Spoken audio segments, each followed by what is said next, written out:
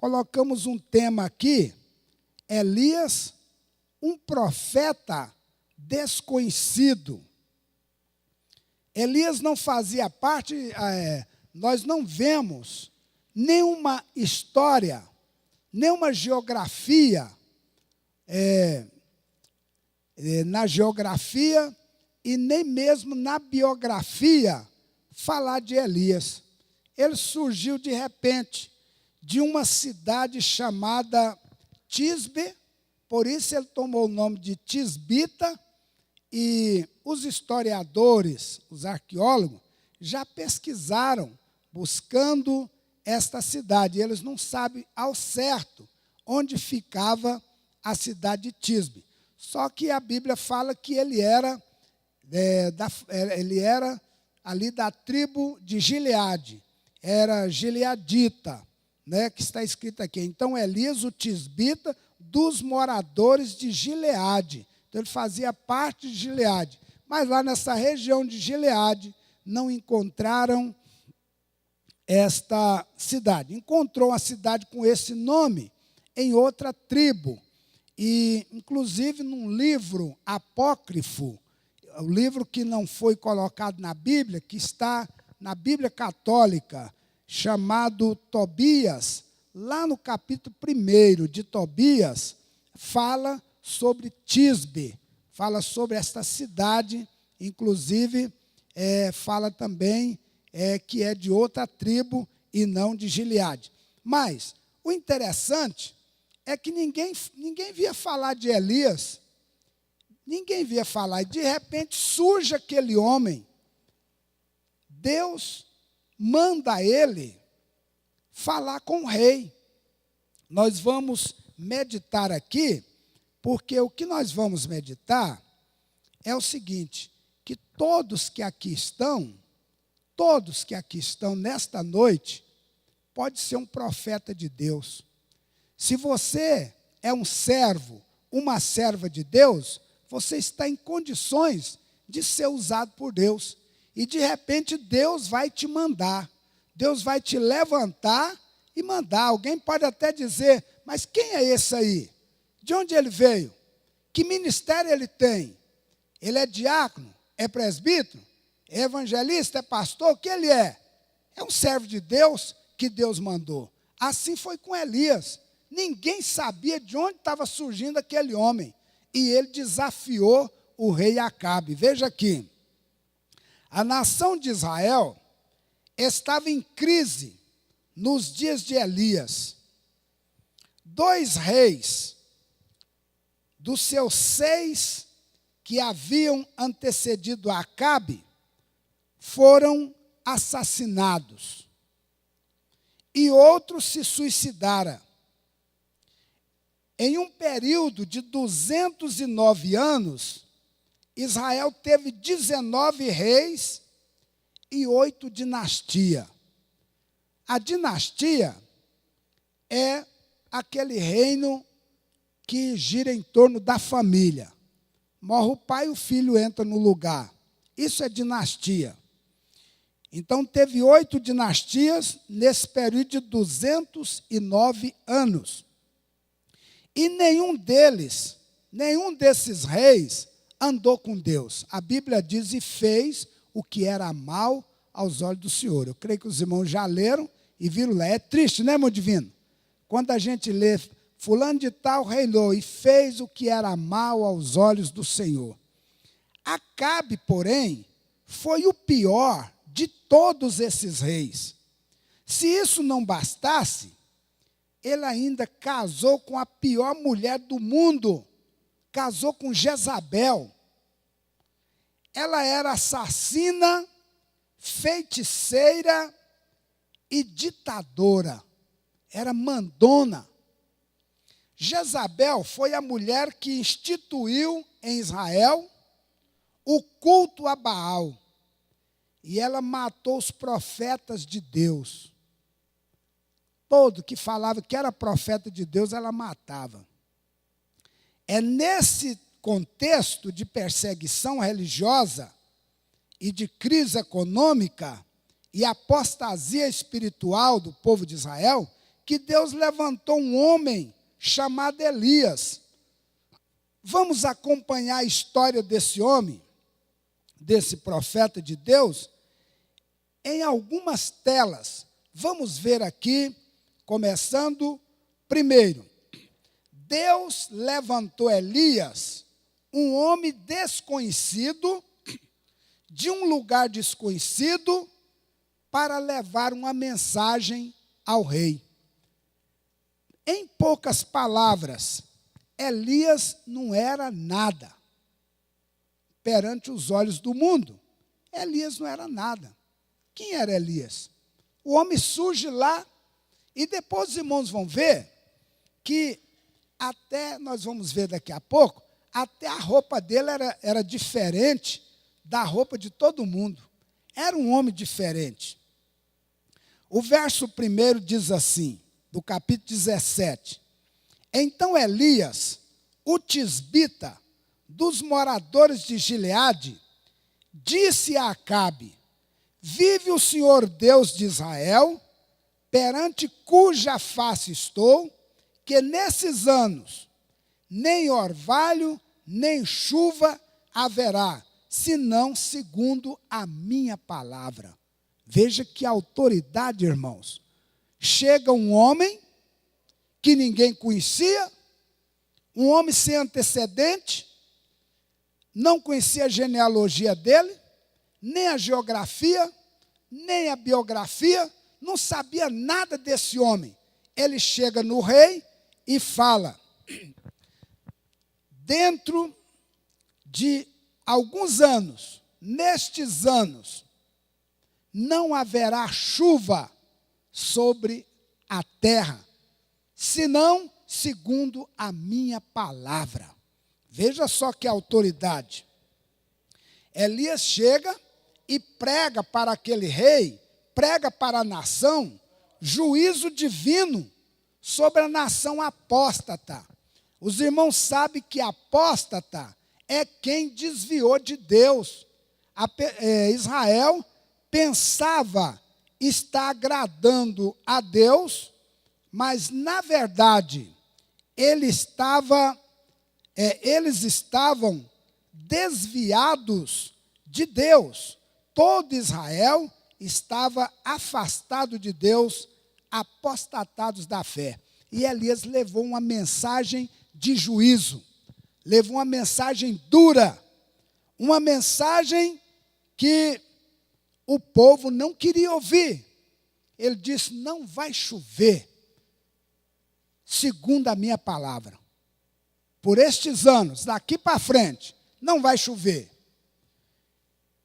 A mensagem de Elias era uma mensagem urgente, era uma mensagem contundente, era uma mensagem poderosa. Elias estava falando de algo que todo mundo precisa, de água. Ninguém vive sem água. E ele disse: não vai chover, porque vocês desviaram de Deus. Foi instituído em Israel o culto a Baal. O povo já não adorava a Deus, adorava Baal. Não vinha para a igreja mais, não iam mais ao culto. Agora a adoração deles era outra. Eles adoravam um deus pagão, chamado Baal. Será que isso pode estar acontecendo nesses dias? Será que o povo está deixando de adorar o verdadeiro Deus? Está passando a adorar Baal? Ou será que eu estou falando duro demais? E não pode pregar essa mensagem mais nessa época? O coração do povo estava dividido. Fechou-se as comportas do céu. Não chovia. Reteu a chuva. E assim, com este acontecimento, com esta profecia, quebrou a espinha dorsal de Baal. Porque Baal era o deus dos fenícios e dos cartagineses, e era conhecido como o deus da chuva. E o Deus das tempestades agora estava sendo adorado por Israel, o povo de Deus. E quando Elias fala, não vai chover, eles imploraram com Baal e não choveu. 3 anos e 6 meses não choveu. Baal foi desafiado pelo homem de Deus. A vida de Elias, irmãos, nos ensina que Deus não precisa de estrelas para fazer a sua obra. Ele precisa de pessoas disponíveis e obedientes. Deus não quer estrela. Pessoas que vêm aqui e faz show, prega bonito, canta bonito, mas não serve o verdadeiro Deus. Elias era um homem, desculpa a palavra, mas esquisito. A roupa dele era esquisita. Como é que era a roupa de Elias?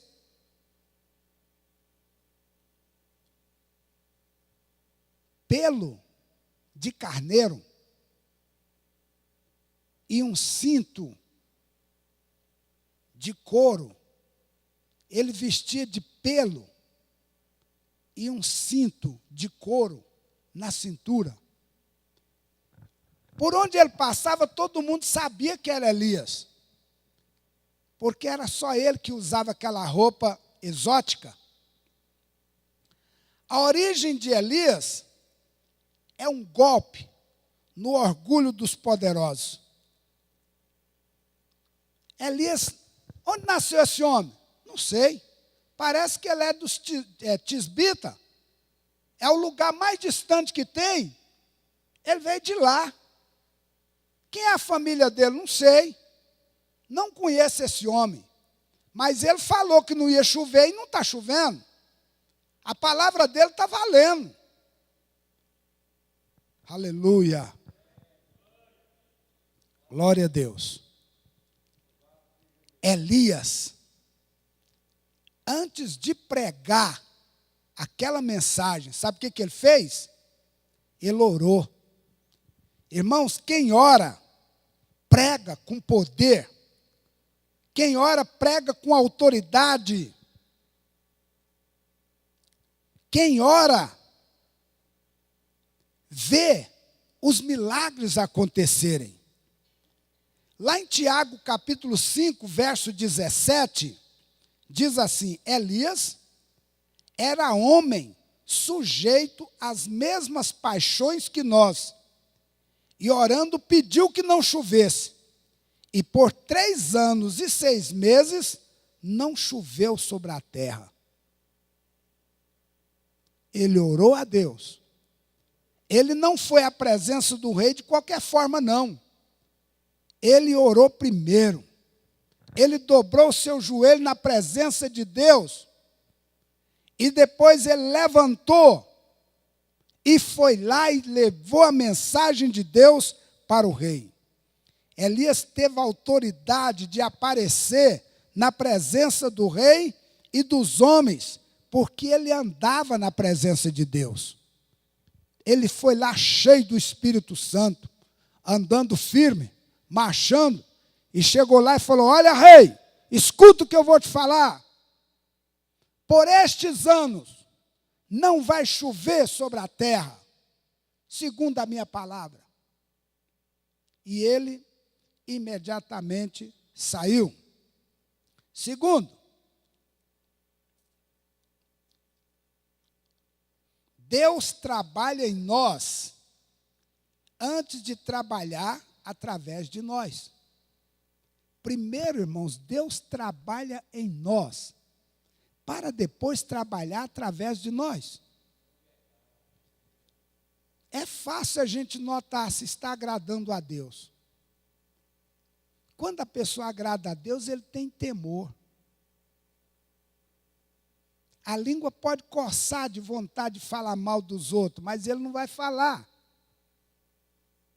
A língua coça com vontade de murmurar, mas ele não vai murmurar porque Deus está na vida dele.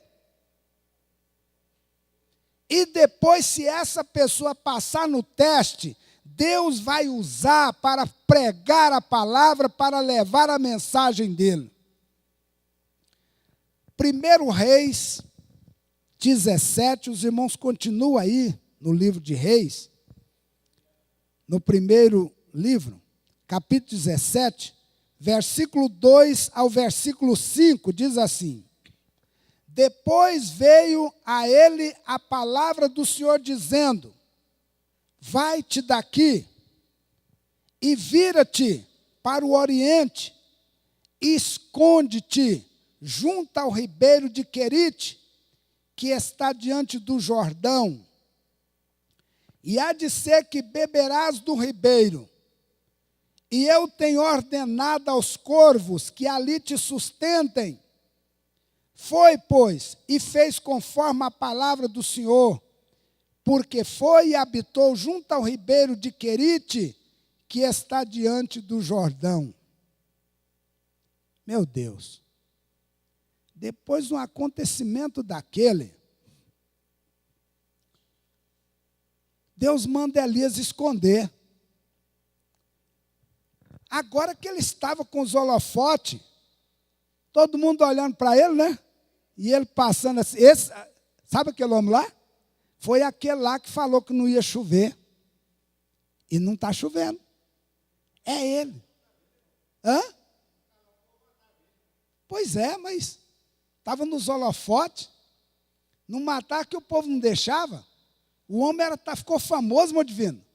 Mas aí Deus falou: vira-te para o oriente e vai para o ribeiro de Querite, e esconde lá, e os corvos vão levar comida para você. Irmãos, parece que Deus não gosta de show, não. De fama. Tem gente que quer ficar na fama, né? Deus não gosta disso. E aí Deus falou para ele: vira para lá e vai, esconde. O obreiro escondido. E ele foi e escondeu lá no ribeiro. Ficou escondido. Lá no ribeiro de Querite. E os corvos traziam comida, trazia carne para ele. Comia a carne que os corvos levavam. E bebia a água do ribeiro. Veja só, Deus tira o profeta Elias do palco. Deus tirou ele do palco, dos holofotes, e o envia para o deserto, para a solidão. Fica sozinho lá. Nem junto com a família não podia ficar mais. Fica sozinho lá. Às vezes, irmãos, nós estamos servindo a Deus e não queremos ficar escondido. Deus está querendo colocar a gente num local que não é nem conhecido. Às vezes passamos por tanta prova que alguém passa por nós, nem a paz do Senhor Ele não dá. Passa e vira a cara para o outro lado e a gente fica com raiva. E Elias, Deus mandou ele esconder. Vai lá, esconde lá. Olha, no deserto, Deus nos prova. Deserto, irmão, é lugar de prova. Ele faz isso para nos desmascarar. Aliás, nos desmamar do mundo. Ele faz isso para tirar a gente da confiança do mundo. A gente confia nas coisas. Como diz alguém aí, tomou Doril, a dor sumiu. Às vezes, Deus coloca a gente num lugar que nem Doril tem. Você procura um Dorflex, cadê? Doril? Não tem. procura outra coisa, não tem nenhum remédio aí, não. Então ora por mim, me ajuda, que eu estou morrendo. Aí Deus entra em ação. Para Deus mostrar os milagres, às vezes tem que nos colocar nessa posição. O deserto em nossa vida não é um acidente, não. Não acontece por acaso, não. É uma agenda de Deus. Deus coloca na agenda.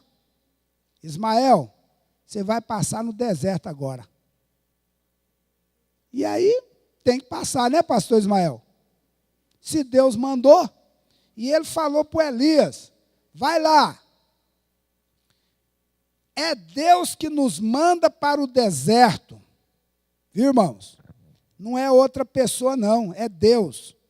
Às vezes a gente começa a ficar culpando os outros. Eu estou passando por isso, culpado é fulano. Eu estava em uma reunião, quando um obreiro, meu companheiro, disse assim, eu estou esquecido. O pastor esqueceu de mim. Estou esquecido. Me largou lá para passar fome. E eu olhei para ele, não falei nada. Eu olhei e falei assim, fica no deserto, calado, companheiro. Deserto não é para sempre, não. O deserto vem, mas ele passa. E o deserto, irmão, sabe o que ele é? Ele é a escola superior do Espírito Santo. O deserto é a escola superior do Espírito Santo. Se a pessoa passa por lá, ele sai com doutorado. O deserto é o treinamento dos líderes e dos obreiros de Deus. Líderes e obreiros passam pelo deserto. Por isso é que a Bíblia fala, ninguém queira tomar essa honra, senão os que são chamados como Arão. Paulo também fala, não neófito, para quem soberbecendo-se, não caia no laço do diabo. Apresentar uma pessoa ao ministério, que é criança, que é menino, ele não aguenta a prova, não aguenta o deserto, porque o deserto é necessário, é o caminho onde a gente tem que passar. Obreiro resmungão, reclamador, não serve para Deus. Isso eu não estou falando com os obreiros aqui, não, eu estou falando comigo. Viu, pastor Sebastião? Obreiro reclamador, cheio de problema, Deus não se agrada. Então, o deserto é lugar de nós passarmos calado. É o lugar onde Deus trabalha em nós. Nós temos um exemplo aí, o exemplo de Paulo. Paulo ficou no deserto e passou prova tremenda. Moisés foi chamado no deserto. Jesus também foi para o deserto. Quem levou Jesus ao deserto? O Espírito Santo pegou Jesus e levou. Olha, você é filho de Deus, mas você tem que passar no deserto. Obreiro sem deserto não é obreiro. Tem que passar. E Jesus passou no deserto. Jesus enfrentou no deserto o diabo. O diabo foi lá. O trem já estava ruim, ele falou, vou pôr mais uma pimentinha aqui, vou arruinar mais um pouquinho. Porque onde o diabo está, só tudo dá errado, irmãos. É só coisa ruim. Deus treinou Elias durante 3 anos e meio para usá-lo um único dia no cume do Monte Carmelo. 3 anos e meio. No deserto, Elias teve que aprender a confiar totalmente em Deus. Todo dia, não tinha comida lá. Não tinha comida. Então ele tinha que confiar em Deus. Todo dia chegava o bife. Chegava o bife para ele, ele arrumava aquele bife, comia, E esperava o outro dia. O bife chegava. Se ele não chegasse, ele ia ficar com fome. Mas Deus marcava a hora certinha. Vai levar a comida do Elias. O corvo ia lá e levava. 1 Reis 17, versículo 6. E os corvos lhe traziam pão e carne. Olha, irmão, não era só carne, não. Era pão e carne. Pela manhã, como também pão e carne, à noite. E ele bebia do ribeiro. O ribeiro era o lugar dele tomar água, tomar o seu banho, era o lugar dele fazer sua higiene. O que fazer quando sua fonte seca e você no centro da vontade de Deus, fazendo o que Deus manda você fazer? Ele estava na vontade de Deus. Quem mandou ele para lá? Lá para o ribeiro? Deus. Foi Deus que mandou ele para lá. Agora o ribeiro seca. Versículo 7. E sucedeu que, passados dias, o ribeiro se secou, porque não tinha havido chuva na terra. Agora, o homem está na vontade de Deus. Está fazendo o que Deus mandou. E o ribeiro seca. Irmãos, é prova. Olha, a fonte do Querite secou. Quando sua fonte seca, Deus sabe onde você está e para onde você deve ir e o que você deve fazer. Não tenha medo. Hoje nós não sabemos confiar em Deus. Nós confiamos nas coisas daqui. É no emprego. Quando é mandado embora, aí pronto. Acaba tudo. Tem alguém que manda o presidente da República, fiquei sabendo aí, começa a mentir pelas mídias. O presidente da República vai fazer igual o Collor fez. Vai sacar o dinheiro da poupança, vai fazer isso, e aí todo mundo, misericórdia, o que eu faço? Fica doido. Confiar no Senhor, irmão, é saber que Deus não falha. Deus não falha, não. Pode falhar o que quiser, Deus proverá. Sua fonte pode estar seca e pode estar secando, mas as fontes de Deus continuam jorrando. A provisão de Deus pode, aliás, a sua provisão pode ter acabado, mas o seu provedor, que é Deus, continua sendo o seu sustentador. Olha, ouvi aqui, domingo, a irmã cantando com a filha dela, né? Se Deus fizer, Ele é Deus. Se não fizer, Ele é Deus. Se a porta abrir, Ele é Deus. Mas se fechar, continua sendo Deus. Isso é fé, irmãos. Alguém que acredita em Deus se Ele fizer alguma coisa. Só se Ele fizer. Se não fizer, aconteceu um fato, eu acho que eu já contei aqui, comigo lá no Palmito. A mocidade insistiu tanto que tinha que fazer um retiro e não tinha dinheiro. E eu consegui uma chácara para eles fazerem o retiro. E um rapaz lá, eu falei umas 10 vezes para não entrar na represa da chácara, o rapaz teimou, entrou na represa e morreu afogado. Aí foi aquele vendaval. Eu fui parar no deserto. Aí é que a gente vê quem serve a Deus e quem não serve. Quem é filho de Deus e quem não é. Eu não vou falar filho do outro, não. Mas, infelizmente, no meio do povo de Deus tem essas pessoas. E aí eu vi gente levantar Só o rapaz era crente, a família dele não era crente. E levantaram e fizeram com que aquele rapaz se levantasse, aliás, com que a mãe daquele rapaz fosse contra mim, me botasse na cadeia e processasse a igreja e tal. Esse era o conselho. Mas tinha uma senhora de uma outra igreja, crente, chegou e falou: pastor, o que é isso, pastor? Aconteceu esse negócio aqui? Morreu um rapaz aí? Falei: morreu. Ela falou: na nossa igreja nunca aconteceu isso.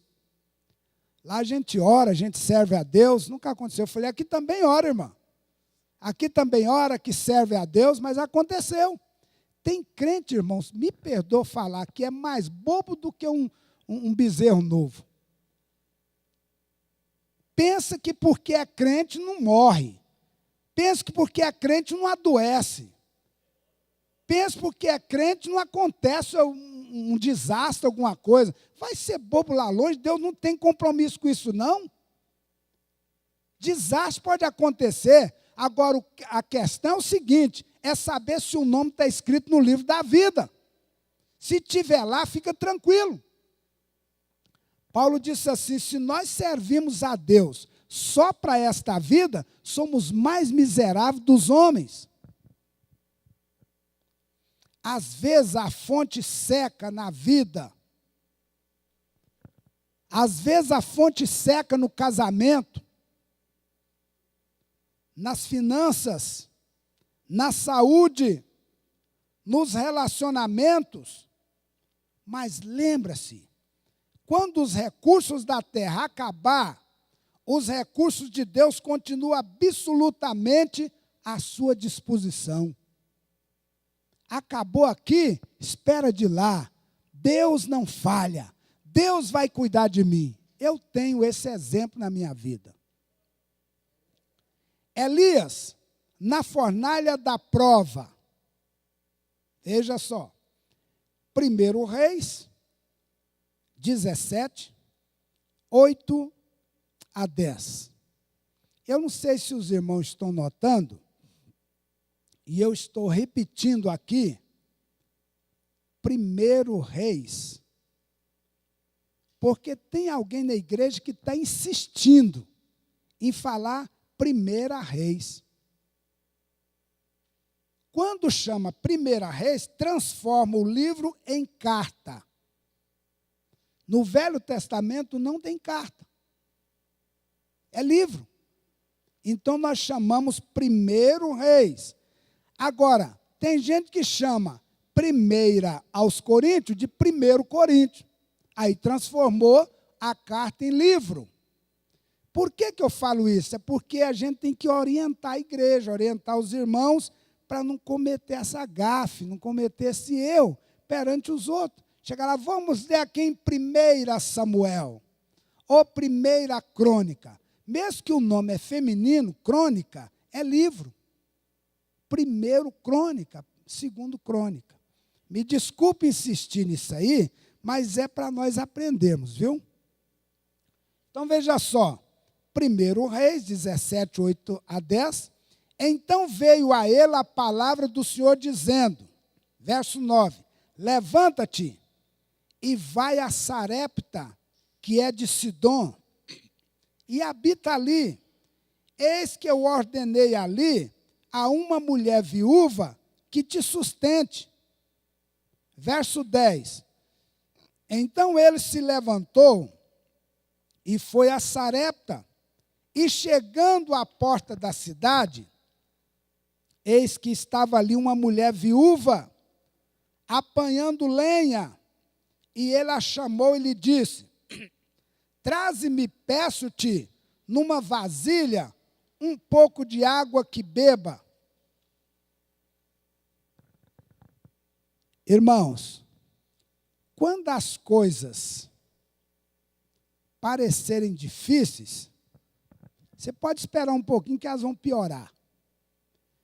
Aquele homem cego, estava cego, não enxergava nada, encontrou com Jesus, Jesus cuspiu no chão fez lodo com o dedo, fez uma massa com o cuspe e passou dentro do olho daquele camarada. Agora, para um pouquinho, faz um pouquinho de barro e passa no seu olho para você ver.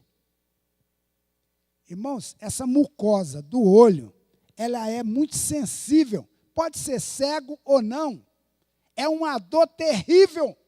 E ele passou e falou, vai e lava no tanque. Eu acho que o cego saiu assim, ó, doidinho, caçando o tanque. Gente, vocês sabem onde é o tanque? Eu quero lavar lá no tanque. Quando ele lavou, ele ficou vendo. Quando pensa que os trem está ruim, vai ficar pior. Vai ficar mais difícil, porque a mulher, quando ela está para ganhar neném, começa a primeira dor, é uma dorzinha mais ou menos, eu acho que é, né? Não sei, as irmãs sabem. Mas depois ela vai aumentando, é assim? As contrações vão aumentando, vão aumentando, vão aumentando, vão aumentando, vai chegando um ponto que ela fala, eu não aguento, e aí a criança nasce. É na hora que fica mais difícil, é que acontece o milagre. Deus chega para Elias e lhe fala, acabou o seu estágio no deserto. Você passou no teste, acabou. Aguente firme, porque eu vou matricular você em um estágio mais avançado. Vou jogar você agora na fornalha. Porque o nome Sarepta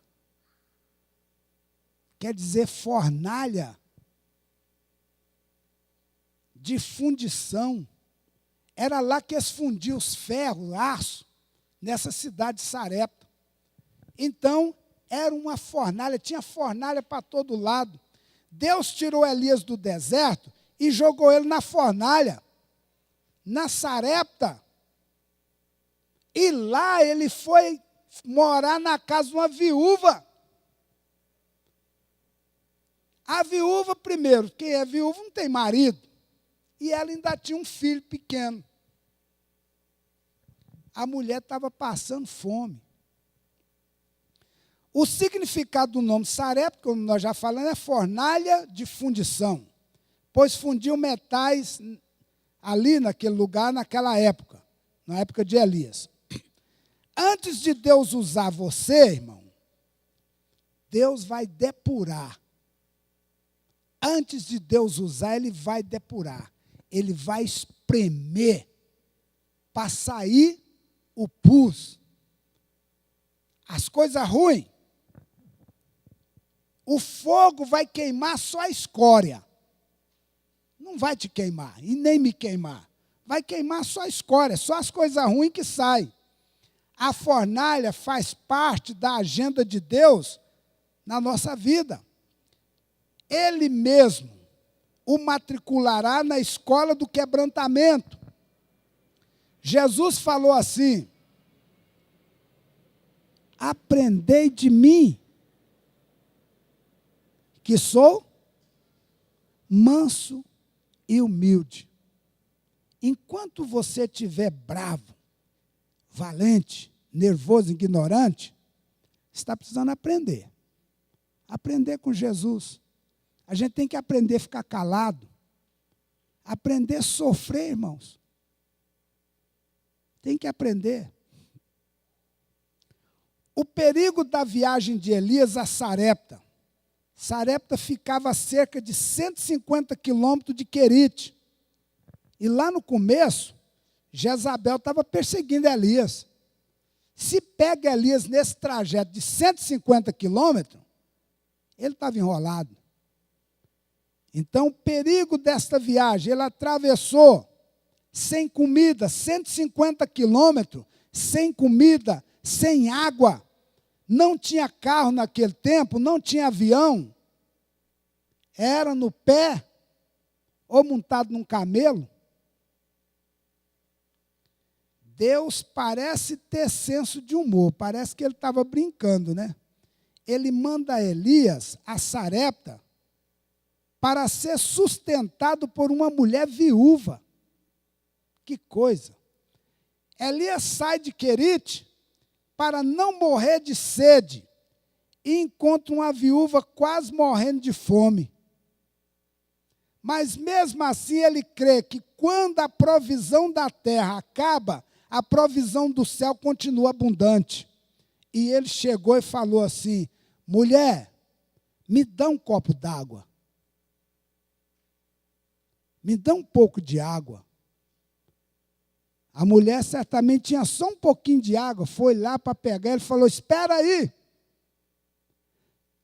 Traz para mim também um bolo pequeno, numa vasilha. Ela falou: olha, agora aí o negócio ficou difícil, porque eu estou juntando esses cavacos aqui para fazer o último bolo para mim e para o meu filho. Nós vamos comer e vamos morrer. Ele disse: não, desce pouquinho, faz um bolo pequeno para mim, porque a palavra de Deus é esta, que a farinha não vai acabar, o azeite da botija também não vai acabar, até que passe esse tempo. E a mulher acreditou, mulher crente, foi lá, preparou o bolo, trouxe, e ela viveu com aquele profeta muito tempo. Veja só, os celeiros de Deus, irmãos, jamais ficam vazios. Deus não é pobre, Ele é dono do ouro e da prata. Se você estiver passando por uma luta, confia em Deus. Deus vai te abençoar. Tem que crer mais em Deus, confiar mais. Aquela viúva experimenta um milagre na sua cozinha. Nunca tinha visto aquilo. Ela ia lá, pegava a farinha, fazia comida, então ela olhava, a farinha está lá. Ela, louvado seja Deus. Tirava o azeite, fazia comida, e olhava lá, está aqui de novo, glória a Deus. Olha, seu azeite jamais deixou de jorrar e sua farinha nunca falhou, nunca faltou na sua panela. Na mesma casa em que acontece um milagre, pode acontecer também uma tragédia. Tem gente que pensa, irmãos, que está debaixo do milagre, na hora que você está aqui cantando, alegre, feliz, de repente está acontecendo um trem ali. Muitos crentes não entendem isso. Tem crente que está desviado porque não entende essas coisas.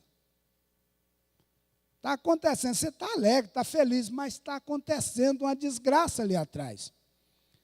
O filho único daquela mulher, viúva, adoece e morre. E ela coloca a culpa no profeta Elias. Ela chega no profeta e fala: ô homem de Deus, o que você veio fazer na minha casa? Você veio aqui para descobrir a minha falha, o meu erro. É a sua presença aqui que matou o meu filho. Você é culpado. Não há nada que machuca mais um líder do que ser acusado injustamente. Irmãos, eu já vi pastor entrar em depressão porque foi culpado de coisa que ele não fez. E abandonado, jogado fora. A viúva tentou transferir a responsabilidade da sua dor para o profeta Elias.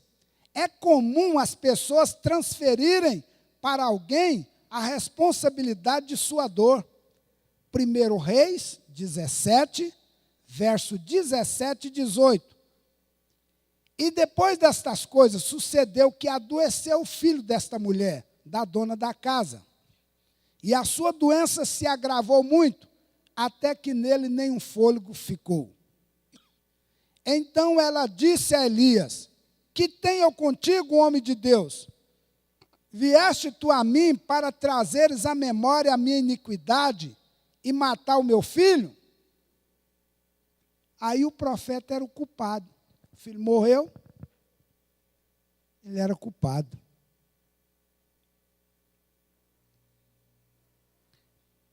Uma certa feita, um irmão me culpou porque a esposa dele adoeceu, foi para o hospital.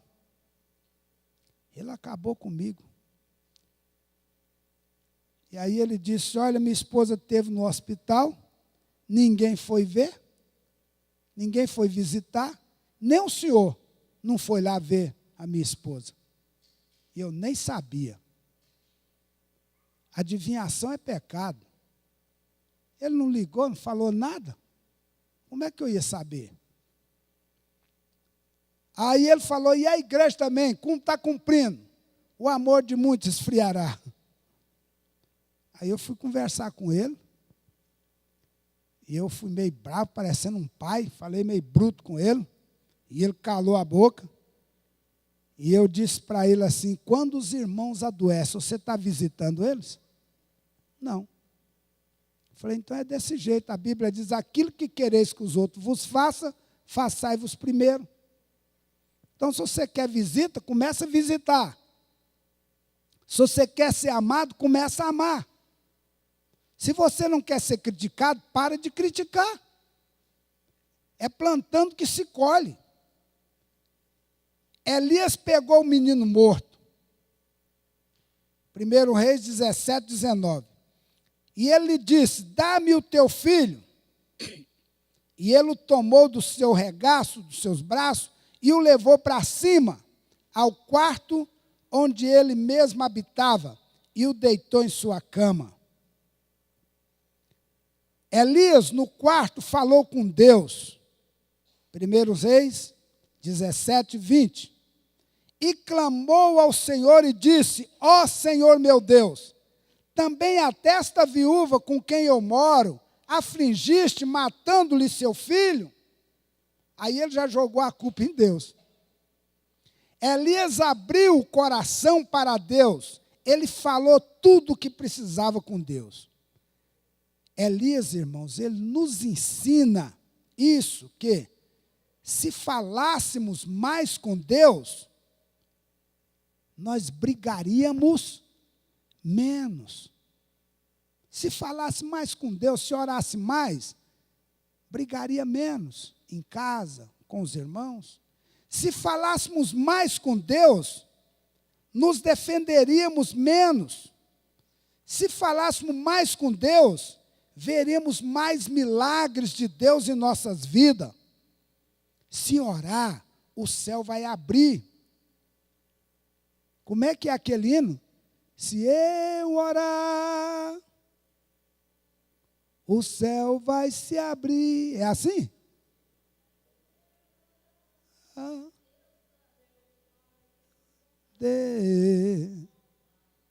Glória a Deus.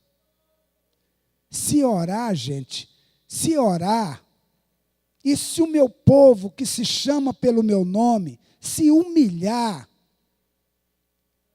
e orar, e buscar minha face, e se converter dos seus pecados, dos seus maus caminhos, então eu ouvirei do céu, perdoarei os seus pecados e sararei a sua terra.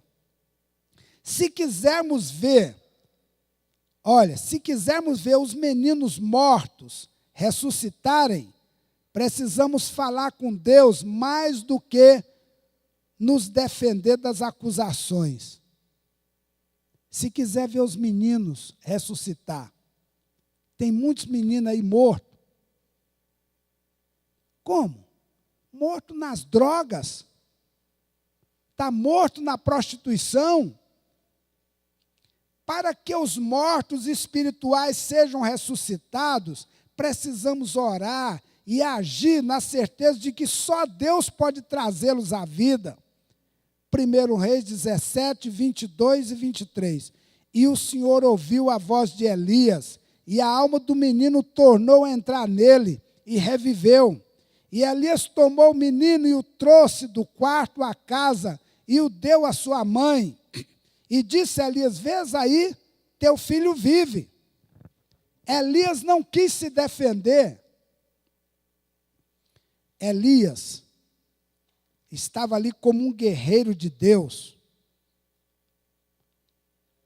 era um homem sem nome. Aleluia.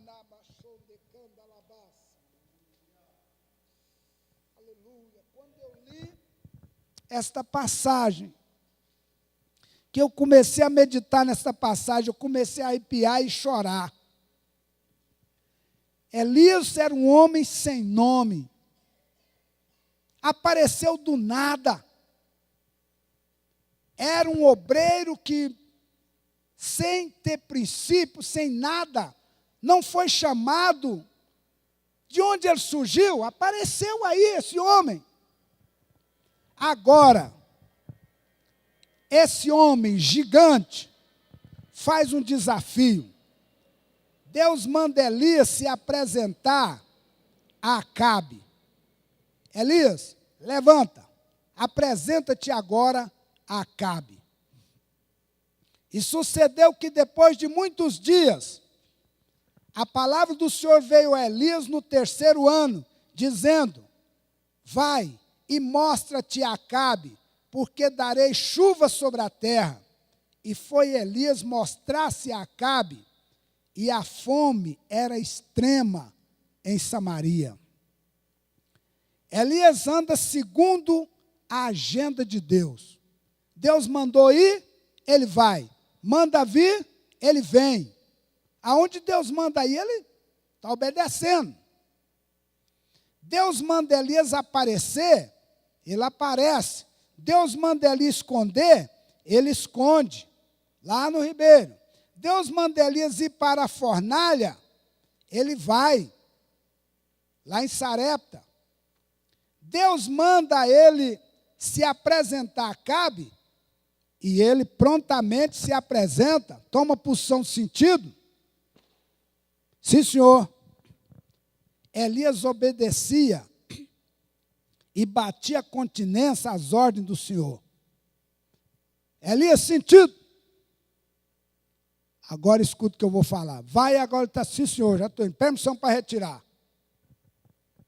Elias confronta o rei Acabe, confronta o povo e confronta os profetas de Baal. Misericórdia, irmão. Conforme o obreiro saía, era correndo dali. Jezabel tinha falado assim que, né? E Elias, veja aqui, Jezabel já tinha matado muitos profetas. 1 Reis 18, capítulo 18, agora muda aí o capítulo, verso 19 e 20. Agora, pois, envia, ajunta a mim todo Israel no Monte Carmelo, como também os 450 profetas de Baal e os 400 profetas de Azerá, que comem da mesa de Jezabel. Então enviou Acabe os mensageiros a todos os filhos de Israel e ajuntou os profetas no Monte Carmelo. Elias falou: quero todo mundo aqui. Elias lança o desafio. 1 Reis 18, 21 a 24. Então Elias se chegou a todo o povo e disse: até quando cocheareis entre dois pensamentos? Se o Senhor é Deus, segue-o. E se for Baal, segue-o. Porém o povo lhe não respondeu nada. Então disse Elias ao povo: só eu fiquei por profeta do Senhor, e os profetas de Baal são 450 homens. Deixe-nos, pois, 2 bezerros, e eles escolham para si um dos bezerros, e o dividam em pedaços, e o ponham sobre a lenha, porém não lhe meta fogo. E eu prepararei o outro bezerro, e o porei sobre a lenha, e não lhe meterei fogo. Então invocai o nome de vosso Deus, e eu invocarei o nome do Senhor. E há de ser que o Deus que responder por fogo, esse será Deus. E todo o povo respondeu e disse: esta palavra é boa. Então foi assim que aconteceu. Elias, antes de pedir a intervenção do céu, ele restaura o altar. Aí ele disse assim, olha, vocês são muitos, são 450, prepara primeiro aí. E eles prepararam o altar deles. Cortaram o novilho, colocou lá em cima. E aí começou a clamar. Falou, o Deus que responder com fogo, porque eles tinham um costume, eles furavam um buraco em volta do altar, um buraco que cabia um homem lá dentro. Aí, em dado momento, o homem pegava o fogo e colocava o fogo por baixo do altar e acendia o fogo na lenha e queimava o holocausto. Mas Elias falou, não ponha fogo. O homem não entra aí não, hoje ele não vai entrar aí não, fica de fora. E aí é para clamar o vosso Deus. E eles passaram a manhã toda, diz que eles faziam assim, ó, fazia assim, e em volta do altar, Baal, responde Baal, Baal, responde. E Baal está quietinho. Quando chegou mais tarde, Elias começou a fazer gaiofa deles. Clama mais alto, de repente ele está viajando, está passeando, ele é Deus.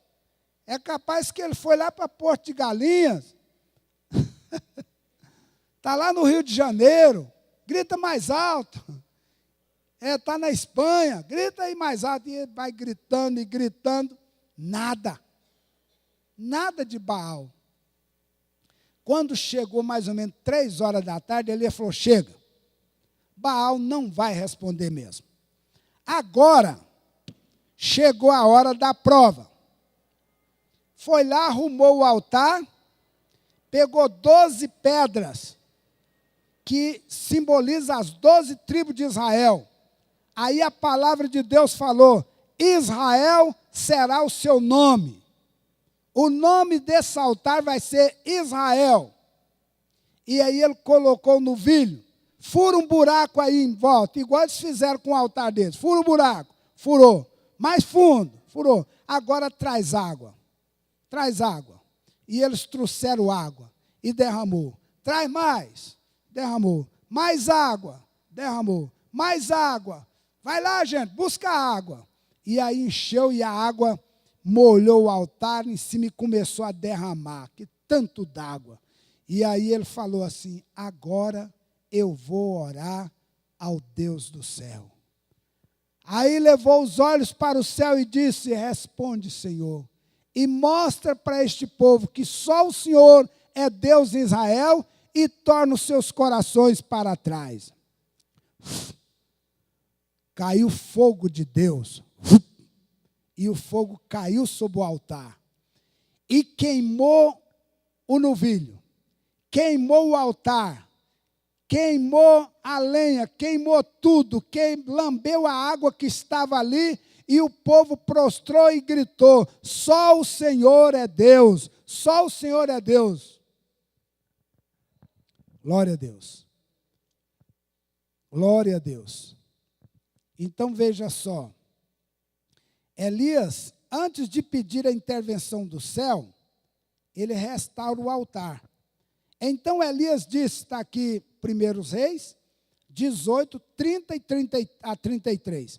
Elias disse a todo o povo, chegai-vos a mim, e todo o povo se chegou a ele.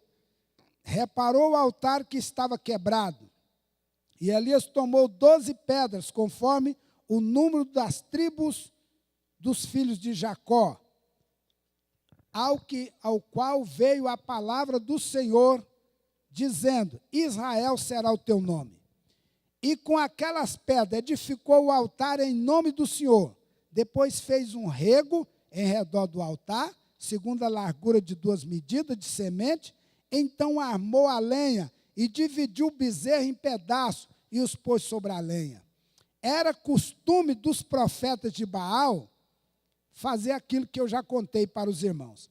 Elias, um homem que ousou crer na manifestação do poder de Deus. 1 Reis 18, 36 a 38. Sucedeu que, pois, oferecendo a oferta de manjar, o profeta Elias se chegou e disse: Ó Senhor, Deus de Abraão, de Isaque e de Israel, manifesta hoje que tu és Deus em Israel, e que eu sou teu servo, e que conforme a tua palavra fiz todas estas coisas. Responde-me, Senhor, responde-me, para que este povo conheça que tu, Senhor, és Deus, e que tu fizeste tornar o seu coração para trás. Então caiu o fogo do Senhor, consumiu o holocausto e a lenha, e as pedras e o pó, e ainda lambeu a água que estava no rego. O ministério de Elias foi timbrado pela manifestação do poder de Deus. Ele não apenas falou do poder de Deus, ele também o experimentou na sua vida. Elias sofre com a ressaca de uma grande vitória. Saiba disso, irmãos. Quando acontece uma vitória, logo em seguida vem a luta. 1 Reis 19, capítulo 19, verso 1 a 10. E Acabe fez saber a Jezabel tudo quanto Elias havia feito, e como totalmente matar os profetas à espada. Então Jezabel mandou um mensageiro a Elias a dizer-lhe: assim me faço os deuses e outro tanto, se de certo amanhã a estas horas não puser a tua vida como a de um deles. O que vendo ele se levantou e para escapar com vida se foi, e veio a Berseba, que é de Judá, e deixou ali o seu moço. E ele foi ao deserto, caminho de um dia, e veio e assentou debaixo de um zimbro, e pediu em seu ânimo a morte, e disse: já basta, o Senhor, toma agora minha vida, pois não sou melhor do que os meus pais. E deitou-se e dormiu debaixo de um zimbro. E eis que então um anjo tocou e lhe disse: levanta-te e come. E olhou, e eis que à sua cabeceira estava um pão cozido sobre as brasas, e uma botija de água. E comeu e bebeu, e tornou a deitar-se. E o anjo do Senhor tornou outra vez, e o tocou e disse: levanta-te e come, porque muito comprido te será o caminho. Levantou-se, pois, e comeu e bebeu, e com a força daquela comida, caminhou 40 dias e 40 noites, até Horebe, o monte de Deus, e ali entrou numa caverna, e passou ali a noite. E eis que a palavra do Senhor veio a ele, e lhe disse: que faz aqui, Elias? E ele disse: tenho sido muito zeloso pelo Senhor, Deus dos exércitos, porque os filhos de Israel deixaram o teu concerto, derribaram os teus altares e mataram os teus profetas à espada. E eu fiquei só, e busca a minha vida para me atirarem. Então, irmãos, cuidado. Você nunca é tão vulnerável como depois de uma grande vitória. Quando acontece uma benção, pode esperar que a luta vai vindo aí atrás, vai chegando. Toma cuidado. Elias não era um super crente e nem era um super homem. Tem alguém que olha para um obreiro e fala: esse aí é um super homem. Não tem, não. É homem igualzinho os outros mesmo. Por isso é que Tiago fala: Elias era um homem sujeito às mesmas paixões que nós. Era um homem igualzinho. Então, depois da grande vitória lá do Carmelo, Deus derrama fogo, mata os profetas. Elias desceu ao vale profundo desse mal que está afetando hoje a depressão. Aquele homem de Deus, homem chamado por Deus, entrou em depressão. E ele foi para debaixo de uma árvore, um zimbro, e pediu a morte. Esse é o sinal mais profundo da depressão. A pessoa deseja morrer. Perde o prazer da vida. E a pessoa quer morrer. Isto mostra, irmãos, que o crente também pode viver uma situação semelhante a essa. Nós temos que tomar cuidado. Nós precisamos de Deus, aproximar de Deus, não afastar. Deus tratou a depressão de Elias e Deus curou a sua avassaladora angústia. Quais foram as causas da depressão de Elias? Primeiro, ele olhou para a circunstância ao invés de olhar para Deus. A mulher falou que ia matar ele, ele acreditou. Deus já tinha feito tanta coisa boa na vida do profeta, agora ele estava com medo de Jezabel. Não, ela matou os profetas e ela vai me matar mesmo. E correu. Eu lembro daquele assunto que eu falei para os irmãos. As pessoas envenenaram tanto a família daquele rapaz que morreu afogado, que um dia eu estou lá numa terça-feira, o irmão chegou, pastor, os 2 primos do rapaz estão aí, está sentado aí. Eles estão todos, cada um com um revólver 38 e veio para matar o senhor. Falei, é? É. Quais são eles? É aqueles ali, está ali e tal. Falei, então tá. Você assume para mim aqui, ó. Chamei o meu vice, assume para mim aqui, estava cantando os hinos, e eu disse, se é para morrer, vamos morrer logo. Disse, fui lá. Posso sentar entre vocês aqui? Pode. Estava um de um lado, outro do outro. Falei, eu sou o pastor Sebastião, pastor da igreja aqui.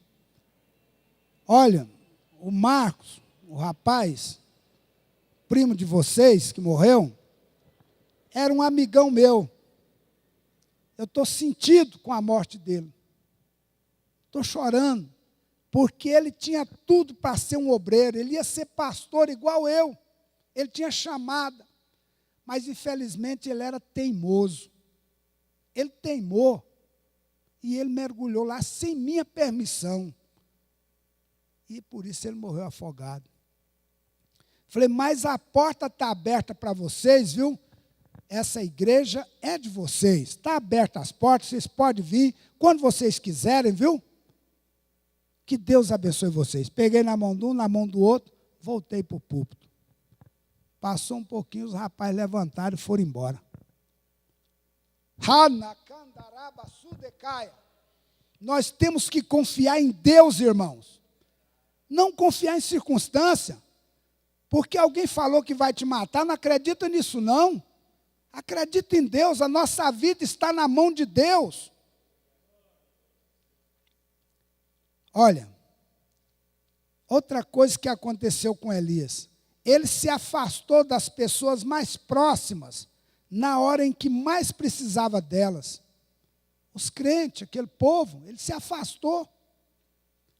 3, a autocomiseração mascarou a visão de Elias sobre a vida. Tem gente que fica assim, tadinho de mim, coitadinho de mim. Aí eu estou desprezado. Você viu o que fizeram comigo? Quando entra nesse estado aí, a depressão está aí, está a caminho. Autocomiseração, ter pena de si mesmo. Nós temos que ser mais corajosos, larga essas coisas para lá. E 4, o esgotamento físico e emocional. Elias estava extremamente cansado. Estava cansado, exausto. Por isso ele entrou em depressão. Ele já não dava conta mais de fazer nada. Como Deus curou a depressão de Elias? Deus usou 4 expedientes com Elias. Eu já estou terminando, viu? 4 expedientes. Primeiro, a sonoterapia. Uma pessoa deprimida não consegue desligar sua mente. O corpo fica moído, mas a mente liga. Então, Deus deixou ele dormir. Segundo, uma boa alimentação. Deus preparou uma mesa para Elias no deserto. Deus alimentou muito bem Elias. Se fosse eu, irmão, num local daquele, debaixo de uma árvore, no meio do deserto, e eu olhar ter um pão e água ali, quem trouxe isso aqui, né? Mas ele tinha experiência com Deus. 3, o desabafo. Deus mandou Elias sair da caverna, abrir as câmaras de horror do coração e espremer todo o pus da ferida. Sai daí, Elias. Elias entrou na caverna, irmãos. Ele ficou lá no canto assim, ó, ele entrou numa caverna, depois de 40 dias entrou numa caverna e ficou lá assim. Aí Deus falou: o que você faz aí, Elias? Elias, o que você faz aí na caverna? Senhor, mataram os teus profetas, derrubaram os teus altares, só eu escapei, e agora Jezabel quer tirar minha vida. Ela quer tirar minha vida. Ele diz: sai daí, rapaz, sai da caverna, vem aqui fora, eu quero conversar com você aqui fora. Não, senhor, deixa eu aqui, vem cá, rapaz. Chamou ele para fora. Deus lhe mostrou uma nova perspectiva do futuro. Elias estava olhando a vida pelo retrovisor. Às vezes, irmãos, a gente para na caminhada porque fica olhando pelo retrovisor. Igreja velha, aquela igreja do passado. Naquele tempo Deus falava, hoje Deus não fala mais. Naquele tempo eu orava, naquele tempo eu ia para a igreja, naquele tempo eu lia a Bíblia. Por que não faz isso hoje? O Espírito Santo é o mesmo. Deus fala do mesmo jeito. A minha caminhada, irmãos, da fé não depende de ninguém. A Bíblia diz: cada um de nós dará conta de si mesmo a Deus. Larga o passado para lá, segue da agora para frente. Eu vou tomar vergonha na cara, eu vou ser mais crente, eu vou servir a Deus, eu vou orar mais, eu vou chegar mais cedo na igreja, eu vou largar de ser encrenqueiro, eu vou ser mais crente, eu vou tratar melhor minha família, eu vou tratar melhor meus irmãos, eu vou tratar melhor meus vizinhos, eu vou ser diferente. A partir de hoje a minha vida vai mudar e Deus vai te encher do poder.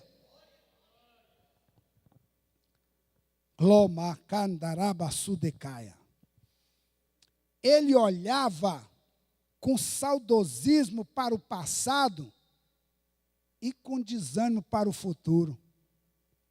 Os crentes estão tudo sem vergonha. Lá atrás o povo, as mulheres vestiam uma roupa diferente. Agora aqui, larga isso, rapaz. Antigamente o povo fazia barba, agora o obreiro está barbudo. Larga esse trem para lá. Eu fiquei um tempo invocado com esse negócio. Se Deus quer ele com barba, que fique. Problema dele. Estou nem aí. O meu negócio é com Jesus. Eu tenho que fazer a obra de Deus. Ficar preso com essas coisas. Ele olhava, irmãos. Ele queria morrer pensando que o melhor estava no passado. Mas Deus mostrou que seu ministério ainda não tinha acabado e que o melhor estava para a frente. Olha, Elias ainda ungiria um rei na Síria, um outro rei em Israel, e ele iria levantar um grande profeta no seu lugar, que era o Eliseu. Seu ministério não acabou, não, rapaz, você ainda tem uma missão muito grande. Levanta que a sua caminhada é grande. Elias queria morrer, mas o plano de Deus era levá-lo para o céu sem passar pela experiência da morte. Só porque você quer morrer, eu vou fazer um negócio com você. Você não vai morrer. E Elias foi para o céu vivinho. Como é que é isso? Eu não sei. A Bíblia diz que a carne e o sangue não herdam o reino do céu. Mas Eliseu não fala que o corpo de Elias caiu ali. Deus levou ele sem morrer. Não me pergunte, porque tem coisa que não tem resposta. Considerações finais, terminando. Deus vai restaurar você, meu irmão, como fez com Elias. Deus vai mostrar que o melhor na sua vida ainda está por vir. Deus vai te renovar. Deus vai dar força para você caminhar e viver tudo o que Ele tem reservado para você. Deus vai operar maravilha na sua casa, na sua família. Deus vai fazer de você um baluarte, ganhador de alma. Deus vai mudar a sua vida, só depende de você. Só se você quiser, Deus vai fazer isso. Eu convido os irmãos para nós louvarmos a Deus rapidinho, enquanto vamos ofertar ao Senhor. E nós vamos louvar a Deus. Quem é que vai cantar aqui?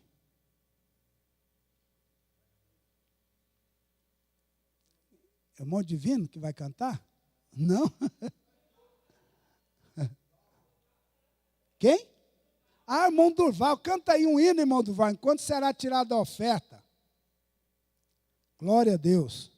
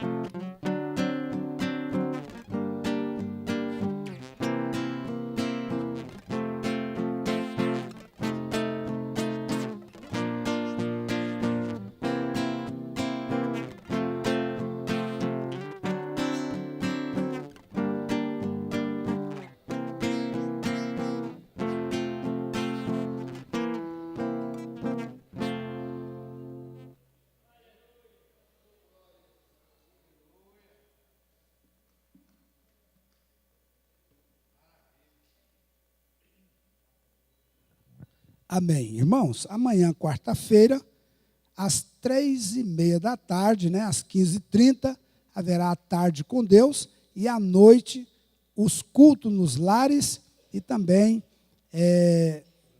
o estudo aqui da mulher única e homem ao máximo.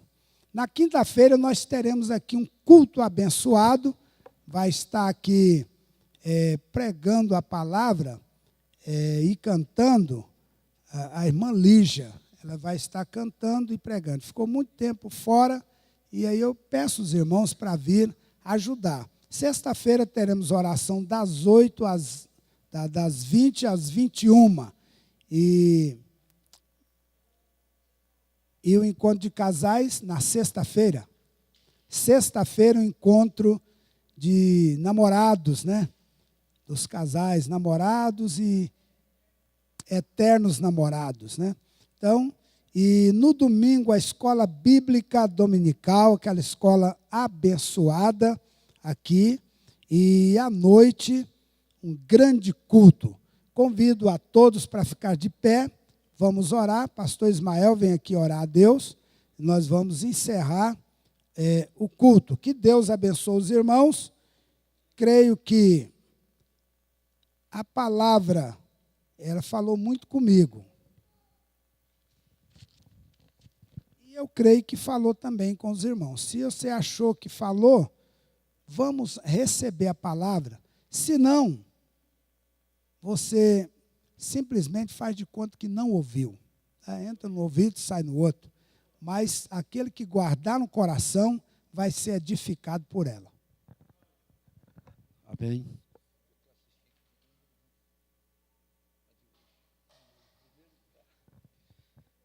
Amém, meus irmãos, vamos ficar de pé, nós vamos orar, agradecendo a Deus, porque realmente nós temos motivo para agradecer a Deus por uma palavra igual a de hoje, muito profunda, foi uma bênção, eu aprendi muito, foi uma terça-feira daquelas, né, primeiro lugar, falei para a Aparecida ali agora, falei com a irmã Maria, bem ali, agorinha também, falei assim, terça-feira, número 1 para mim. Não foi, irmã Maria?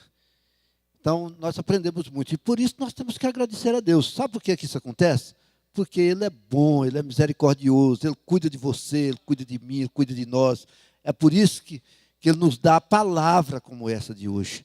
Nosso Deus, nosso Pai, muito obrigado, Senhor, pela Tua palavra que foi ministrada aos nossos corações, às nossas vidas nessa noite.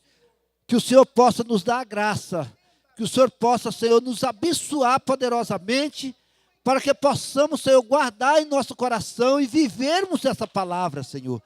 Aprendermos a confiar em Ti, aprendermos a esperar em Ti, aprendermos a viver o hoje, a vivermos, meu Deus, olhando para frente, ó Pai, e acreditando que cada dia nós possamos melhorar mais, Senhor. Nosso Deus, nosso Pai, muito obrigado, Deus. Obrigado pela vida dos teus filhos que estiveram aqui conosco nessa noite. E juntos podemos aprendermos da tua palavra, Senhor.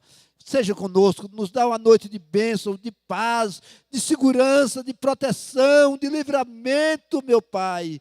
Pai, eu te peço, ó Deus, por tudo isso, em nome de Jesus. Amém. Que a graça de nosso Senhor Jesus Cristo, o amor de Deus nosso Pai, a comunhão e a consolação do Espírito Santo seja com todo o povo de Deus aqui na terra, não só agora, mas para todos sempre, que todos digam amém. Está terminado em nome de Jesus.